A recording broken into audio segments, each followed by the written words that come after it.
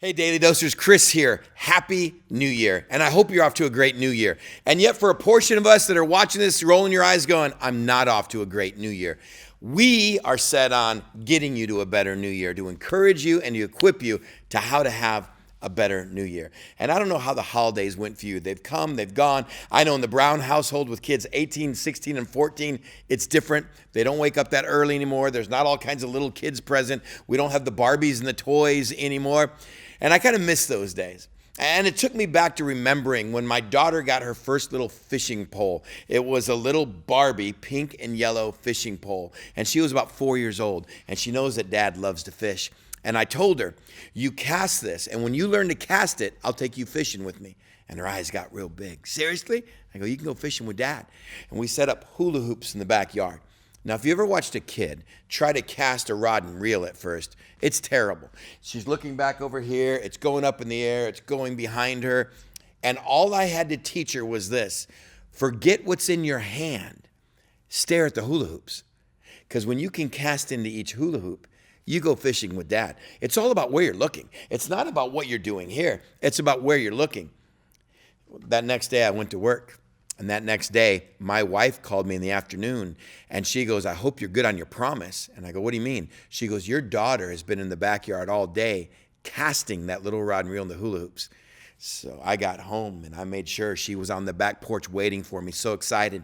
And she got there with that little rod and reel and that little tongue sticking out of her mouth, and she just started casting. Doggone it, she cast into all 5 hula hoops. Just perception. That's all I want to talk to you about today.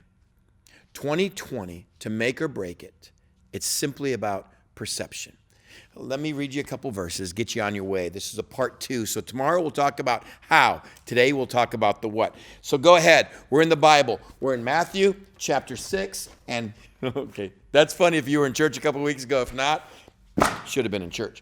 We're in Matthew chapter 6. Starting at verse 19. If you want to pause it and join me, or if you're driving, don't pause it and join me. Just listen.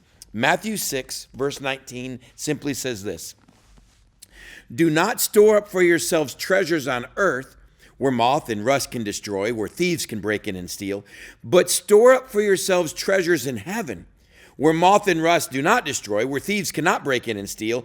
For where your treasure is, there your heart will be also. For where your treasure is, there your heart will be also. In 2020, whatever you find as your treasure, your value that you need or value that you get, your heart's going to be there as well. You see, it's a matter of hula hoops. It's simply a matter of perception. What are you setting your eyes and therefore your mind and your heart on in 2020? Where are you finding purpose? Where are you finding value? Where are you finding joy and contentment? And I don't want to minimize this. A lot of us right now are struggling financially. A lot of us are struggling relationally, either because of the one we're in or the one we're not in. A lot of us are struggling with our health right now. All those can be incredibly important things. But you know what they're not? They're not eternal. They're not necessarily things of heaven. See, the problem is when we focus right now in 2020 on what's going on in our life, our value, our joy, and our contentment, our heart will follow, and our heart will only be as good as what's going on in life, because that's what we're focusing on. And that's why Jesus calls the crowd in Matthew 6 and said, guys, listen, don't store up your treasures here on earth. Put them in heaven. The things that you're putting your value in, the things that you're working toward, even the goals and maybe the company goals you have, the financial goals. He said, make sure there's a kingdom goal that overrides it. Otherwise, everything is simply temporary. So let me ask you a question. What are you focusing on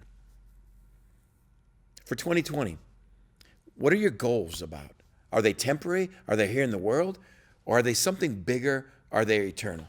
I love the way even Proverbs 5 said this: find joy in the wife of your youth. Let me rephrase it for our study today. You find treasure in the spouse of your youth. Not that you have a young husband, not that you have a young wife, but you put your treasure back in the love of your youth, regardless of who they are today. And guess what? Your heart will follow. Chris, how's that work? What's that look like? Man, I'm glad you asked, because that's tomorrow. Tune in tomorrow.